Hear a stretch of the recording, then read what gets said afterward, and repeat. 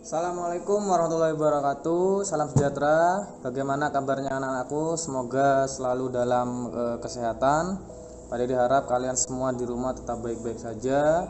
Semangat untuk belajar dari rumahnya. Dan Pak Edi masih menunggu untuk kalian yang belum mengirimkan tugas-tugas di Google Classroom IPS. Silakan untuk segera dilengkapi. Bagi yang belum melakukan ulangan juga silakan, Pak Edi masih menunggu. Baik, untuk materi yang sekarang setelah kita mempelajari yang lalu adalah Jepang, maka yang selanjutnya adalah negara Amerika Serikat yang akan Pak Edi jelaskan di slide berikutnya.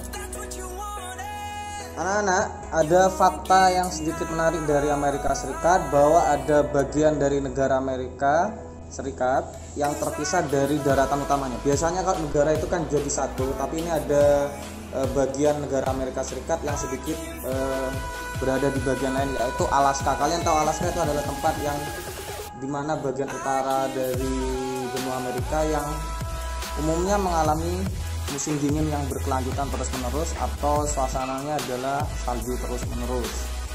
Alaska ini juga termasuk bagian dari negara Amerika Serikat yang berbatasan dengan Kanada. Jadi Alaska itu adalah negara bagian Amerika Serikat yang terpisah dari daratan utamanya. Selanjutnya, keadaan alam dari Amerika Serikat. Amerika Serikat sendiri memiliki luas sekitar 9.833.517 km persegi dengan letak astronomisnya adalah 24 derajat sampai 33 derajat lintang utara dan 70 derajat sampai 23 derajat lintang utara, lalu 172 derajat sampai 27 derajat bujur timur dan 66 derajat sampai 51 derajat bujur barat. Kemudian letak geografisnya di sini adalah bahwa Amerika Serikat berbatasan di bagian utara adalah Kanada sendiri, bisa kalian lihat di slide sebelumnya. Kemudian sebelah timur adalah Samudra Atlantik, di sebelah selatan adalah Meksiko, Teluk Meksiko dan Kuba. Kemudian di bagian barat berbatasan dengan Samudra Pasifik. Selanjutnya, dari letak astronomis yang di atas tadi, Amerika Serikat memiliki iklim kontinental, sedang, mediteran, subtropik, dan dingin yang berada di daerah Alaska. Artinya karena kontinental, sedang, mediteran, subtropik umumnya mengalami 4 musim. Titik tertinggi adalah Gunung McKinley sekitar 6.194 meter. Bisa kalian lihat gambar di bawahnya. Pak Dede akan jelaskan masing-masing pengertian dari iklim-iklim yang dijelaskan sebelumnya. Yang pertama adalah iklim kontinental. Iklim kontinental, anak-anak, adalah iklim yang berciri suhu musim dingin yang cukup untuk mengalami periode bersalju setiap tahun. Artinya dingin itu bisa saja di daerah lain tuh tidak sampai salju turun, tapi hanya cuacanya aja yang dingin, hawanya yang dingin. Tapi kalau yang kontinental pasti mengalami bersalju, periode bersalju. Wilayah yang memiliki iklim kontinental terletak di belahan bagian utara Amerika Serikat dan juga pada wilayah dengan ketinggian yang sangat tinggi. Iklim jenis ini mengalami sekurang-kurangnya 3 bulan dengan suhu melampaui minus 10 derajat Celcius. Artinya sudah di bawah 0 derajat.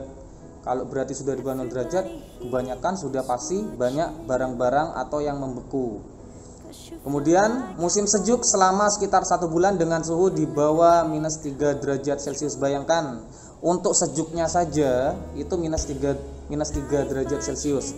Artinya untuk iklim kontinental ini mengalami sekurang-kurangnya adalah 4 bulan, di mana 3 bulan ini adalah suhunya sekitar minus 10 dan 1 bulan dengan suhu sejuk itu minus 3 derajat Celcius.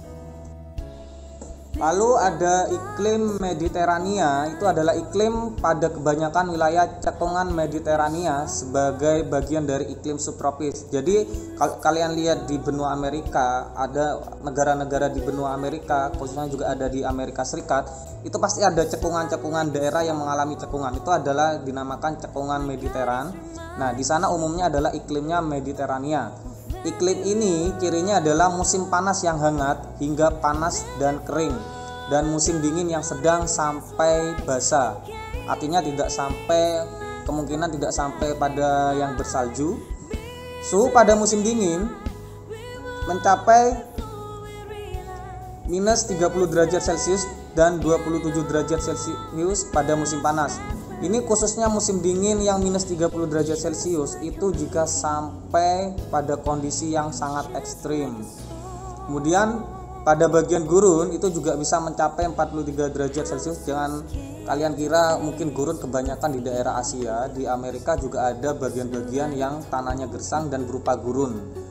Itu suhu panasnya bisa mencapai 43 derajat Celcius. Kemudian khusus di daerah Alaska, suhu bisa mencapai minus 21 derajat Celcius sampai minus 30 derajat Celcius pada musim dinginnya. Oke, selanjutnya adalah bentuk muka bumi dari Amerika Serikat itu sendiri. Anak-anak, secara umum Amerika Serikat berada pada dua rangkaian pegunungan, yaitu pegunungan Rocky di bagian sebelah barat dan pegunungan Appalachia itu berada di bagian timurnya. Pegunungan Rocky memiliki beberapa puncak yang tidak terlalu tinggi dan pegunungan Appalachia membentang hampir sejajar dengan Samudra Atlantik sejauh 2.400 km. Jadi daerah cekungan sampai ke perbatasan ke bawah itu adalah bagian pegunungan Appalachia, dan sebelah bagian barat itu adalah pegunungan Rocky Mountains, di mana kirinya adalah memiliki beberapa puncak yang tidak terlalu tinggi, jadi seperti kayak tebing-tebing atau bagian gunung-gunung kecil saja. Lalu ada juga yang disebut sebagai Great Plains. Great Plains itu adalah dataran yang sangat luas di antara kedua pegunungan tersebut. Jadi Great Plains ini adalah dataran hijau yang sangat luas yang berada di antara dua pegunungan. Di bagian barat itu tadi adalah pegunungan Rocky dan di bagian timur adalah pegunungan Appalachia. Jadi di bagian tengah-tengahnya itu sangat subur, biasanya adalah berbentuk padang savana, dan ini banyak sekali hewan-hewan yang dibiarkan berkeliaran di daerah tersebut. Bentang alam selanjutnya adalah di Amerika Serikat memiliki dua sungai terbesar, yaitu Sungai Missouri dengan panjang 3.768 km dan Sungai Mississippi sekitar 3.734 km. Walaupun banyak cabang-cabang anak sungai, tapi sungai utama ada dua di Amerika Serikat, yaitu Sungai Missouri dan Sungai Mississippi. Dan di bagian bawah juga sebenarnya ada tambahan adalah Ohio, Sungai Ohio. Bentang alam lainnya adalah di Amerika Serikat juga memiliki beberapa danau besar atau disebut sebagai Great Lakes. Great Lakes adalah sejumlah danau besar di bagian utara yang berbatasan dengan Kanada, yaitu Danau Michigan, Danau Huron, Danau Superior, Danau Erie, dan Danau Ontario. Bisa kalian lihat sendiri di gambar tersebut. Ini adalah yang disebut sebagai Great Lakes atau Lake Superior atau Danau Michigan, Huron, Ontario, dan Erie. Nah, selanjutnya adalah tentang geologi Amerika Serikat. Kalau kita bicara geologi berarti bicara tentang batuan. Kalau kita bicara tentang bagian keadaan batuan di suatu negara, maka arahnya adalah pada kekayaan alamnya.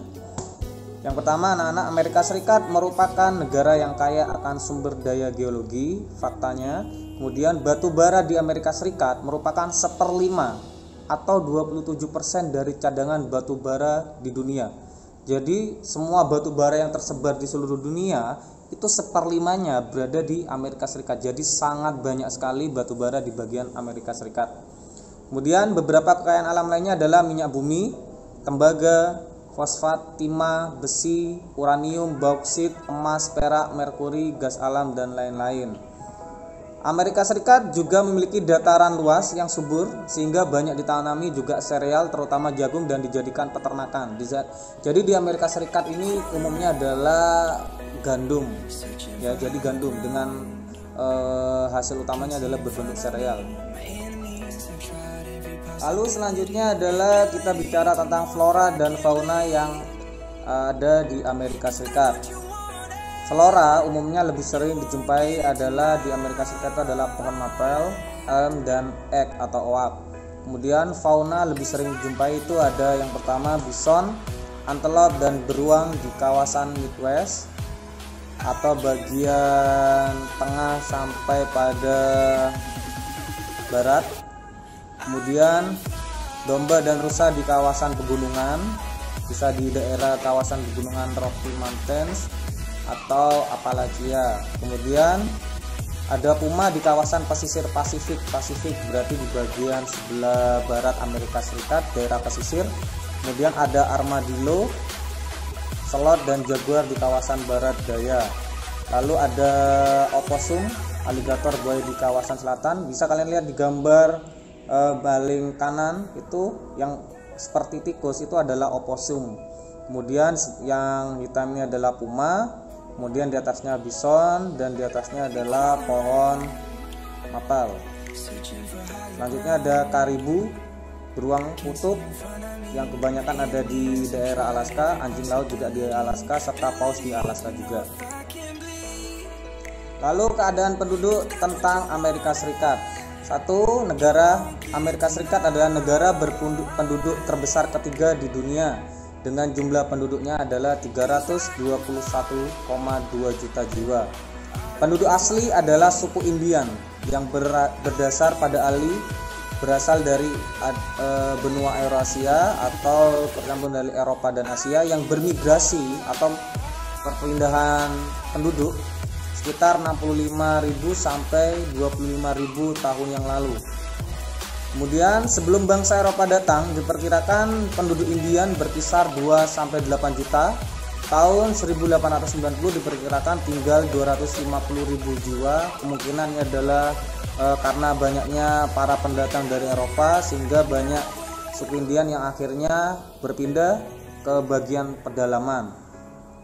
Kemudian selain Indian ada juga suku orang Eskimo yang tinggal di Alaska dan relatif sangat kecil jumlahnya. Jadi kalau kalian sering lihat di TV-TV itu ada orang yang di daerah Alaska, cirinya adalah mereka memakai baju mantel hewan yang sangat tebal dan biasanya tinggalnya di rumahnya yang seperti bulatan itu. Lalu saat ini penduduk Amerika Serikat terdiri atas yang pertama adalah orang kulit putih yang berasal dari Inggris dan Irlandia atau bagian Eropa. Kemudian orang negro yang berasal dari Afrika.